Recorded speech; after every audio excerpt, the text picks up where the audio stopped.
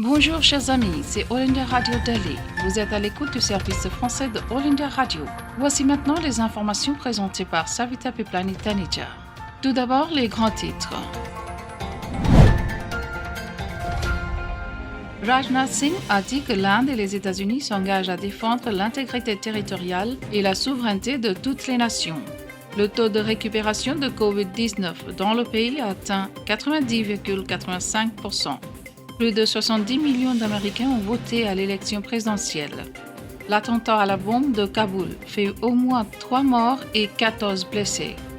Le département des postes de l'Inde et le service postal des États-Unis signent un accord pour l'échange électronique de données douanières. Le Premier ministre indien, M. Narendra Modi, appelle les compatriotes à renforcer l'Inde dans la lutte contre la corruption. Le président de la Chambre basse du Parlement indien, Om Birla, a dit que les pays BRICS doivent intensifier leur lutte collective contre le terrorisme. Le pont Feni reliant l'Inde et le Bangladesh doit être achevé d'ici décembre selon le ministre indien des Transports routiers Nitin Gadkari. Un jeune garçon bangladais remporte un prix spécial dans le cadre du concours mondial d'art organisé par le Conseil indien des relations culturelles. C'est All India Radio Delhi. Chers amis, vous êtes à l'écoute du service français. C'était les grands titres. Voici maintenant les informations en détail. M. Rajnath Singh a dit que l'Inde et les États-Unis s'engageaient à défendre l'intégrité territoriale et la souveraineté de toutes les nations. L'Inde et les États-Unis ont tenu hier le 3e dialogue ministériel bilatéral, dit 2+2.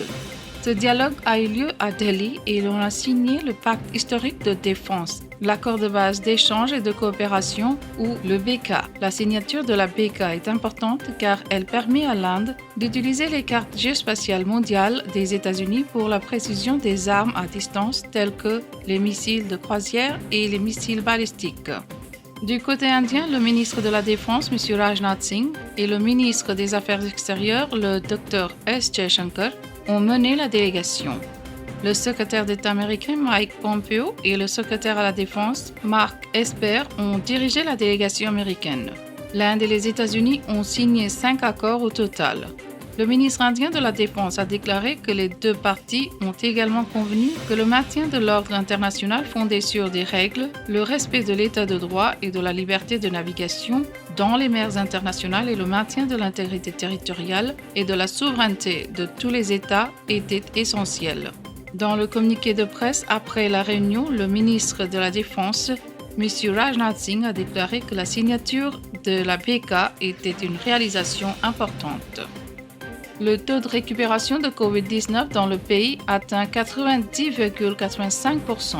L'Inde a franchi une étape importante dans sa lutte contre la COVID. Le taux de récupération nationale a atteint 90,85%.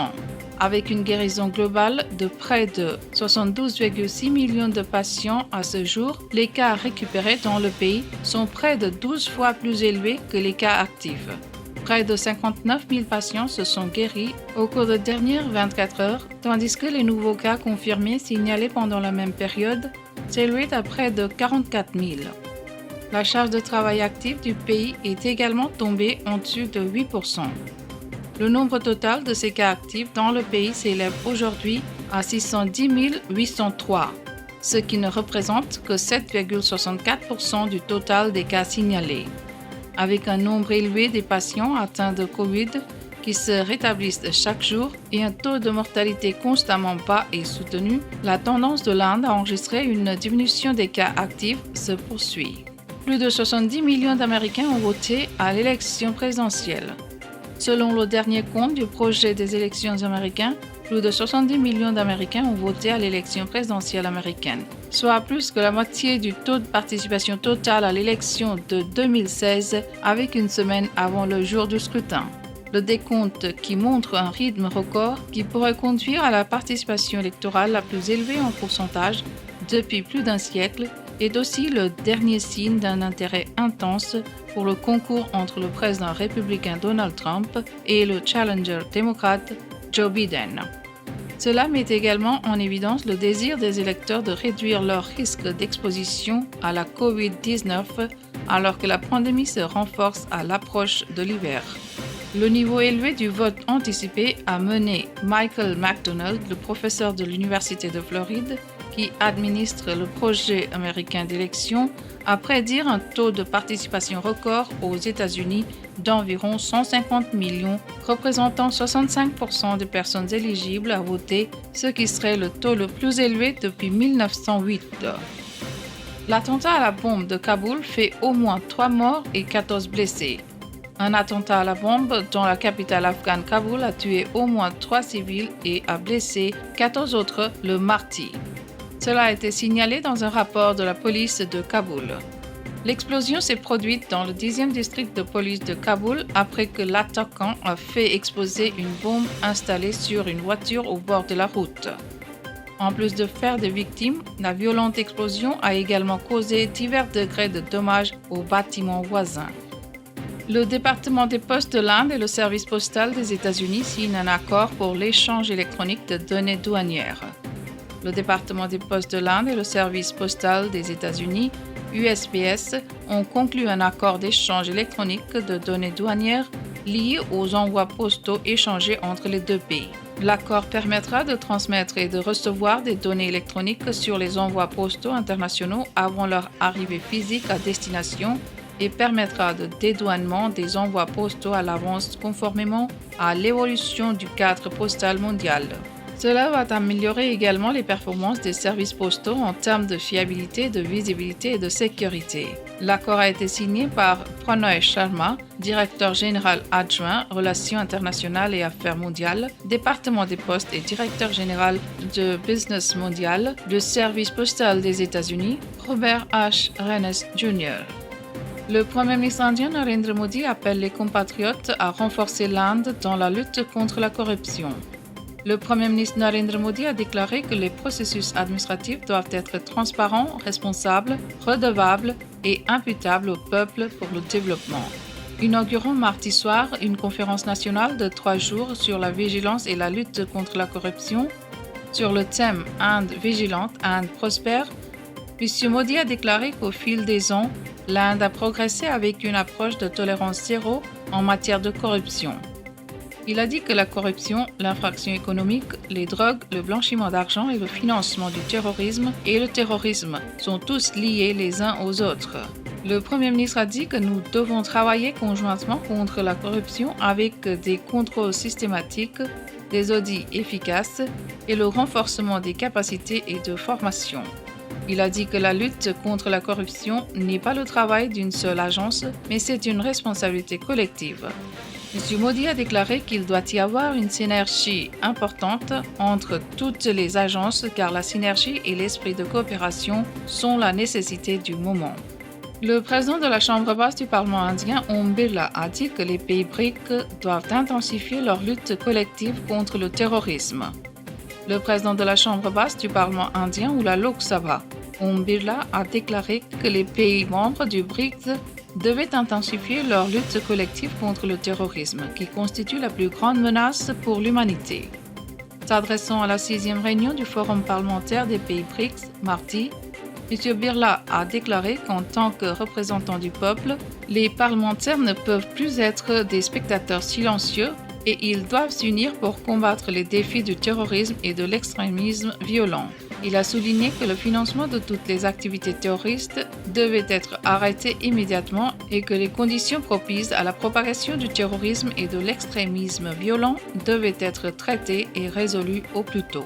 M. Birla a souligné que les parlements des pays BRICS doivent utiliser les plateformes internationales pour souligner leur détermination collective à soutenir tous les traités et accords qui préviennent le terrorisme.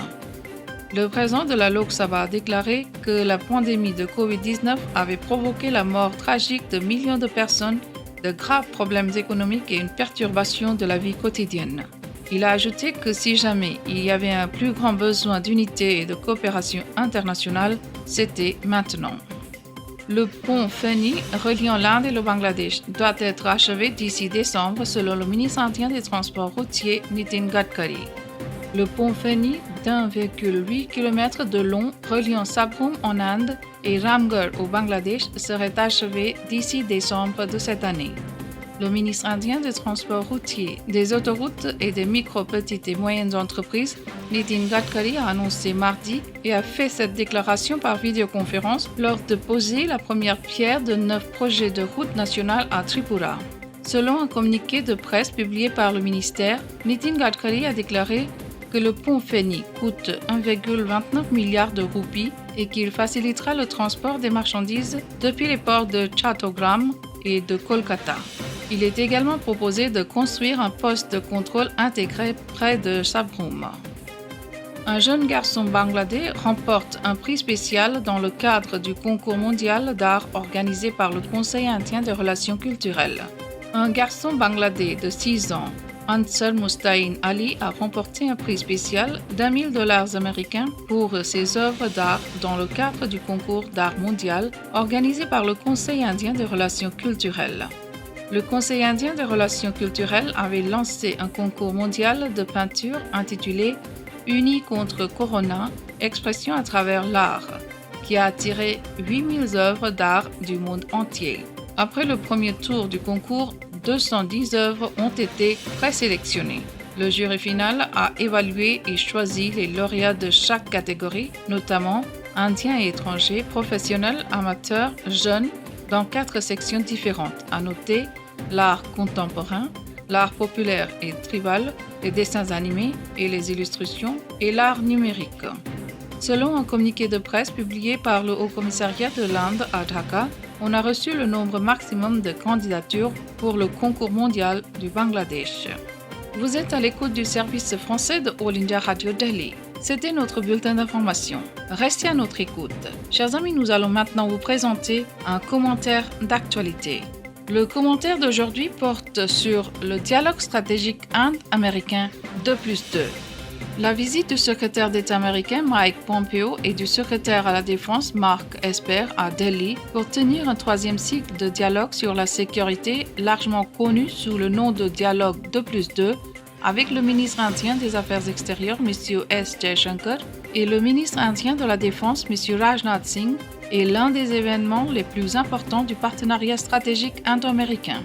Ce dialogue, qui a eu lieu quelques jours avant les élections présidentielles américaines et pendant la crise pandémique virale mortelle, en dit long sur l'importance des questions abordées. L'accord majeur signé était l'accord de base d'échange et de coopération ou le BK. Les deux parties ont également discuté des mesures à prendre pour faire face à la détérioration du scénario de la sécurité dans la région Indo-Pacifique. L'Inde et les États-Unis sont les 2 pays les plus touchés par une pandémie au monde et ont pris toutes les mesures possibles pour faire face à des systèmes de sécurité sanitaire stressés et à une grave récession de leurs activités économiques. La Chine cherche systématiquement à étendre sa puissance et son influence en s'emparant des territoires terrestres et maritimes de plusieurs de ses pays voisins. L'environnement stratégique de l'Inde n'a jamais été aussi instable qu'aujourd'hui. Les États-Unis ont également été confrontés à d'énormes défis de la part de la Chine pour ses intérêts économiques et sécuritaires dans la région Indo-Pacifique. Le scénario actuel représente un moment critique dans l'évolution du partenariat stratégique entre les 2 pays.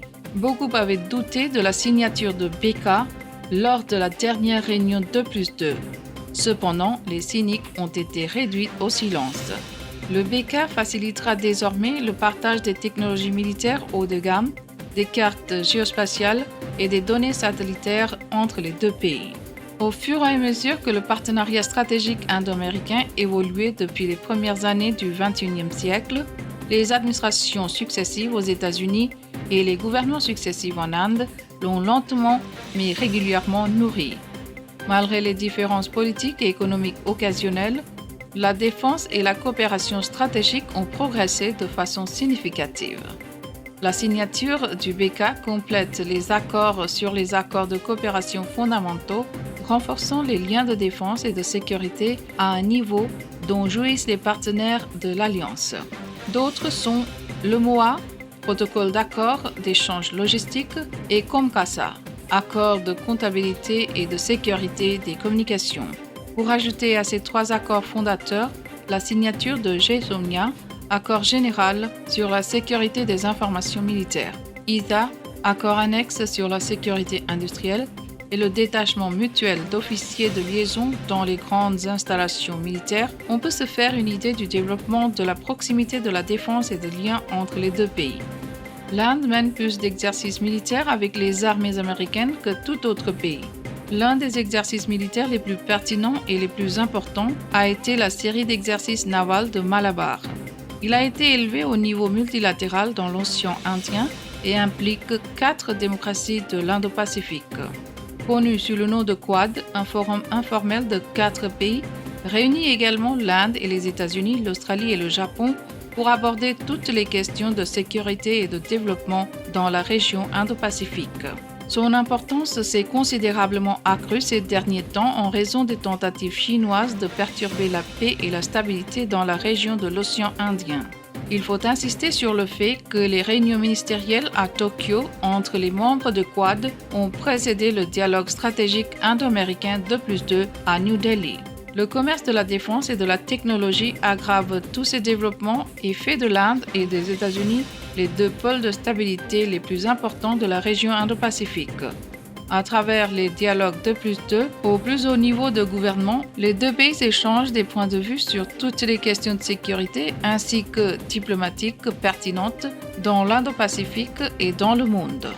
Le 3e dialogue qui s'est conclu à New Delhi fournit des preuves solides que le changement de direction politique n'affecterait pas les liens solides de coopération en matière de défense et de sécurité qui se développent progressivement entre l'Inde et les États-Unis. Pour résumer la réunion, le ministre indien des Affaires étrangères, M. S. Jaishankar, a déclaré que les consultations politiques et la coopération entre l'Inde et les États-Unis se sont développées dans les échanges de défense et le commerce. Les interactions économiques et le commerce sont en hausse, le partenariat dans les domaines de la science, de la technologie et de l'innovation est plus fort et notre sécurité énergétique est clairement renforcée. Les contacts interpersonnels uniques qui définissent cette relation restent dynamiques, que ce soit dans le flux des talents, dans l'éducation ou dans le tourisme. Vous venez d'écouter notre commentaire d'actualité. Chers amis, c'est All India Radio Delhi. Le texte du commentaire était rédigé en anglais par le professeur Chintamani Mahapatra, pro-vice-chancelier et recteur à JNU, l'université de Jawaharlal Nehru, et c'était traduit et présenté par Savita Piplani Taneja, responsable du service français de All India Radio. Nous venons maintenant à la fin de notre programme d'actualité de ce soir. Merci.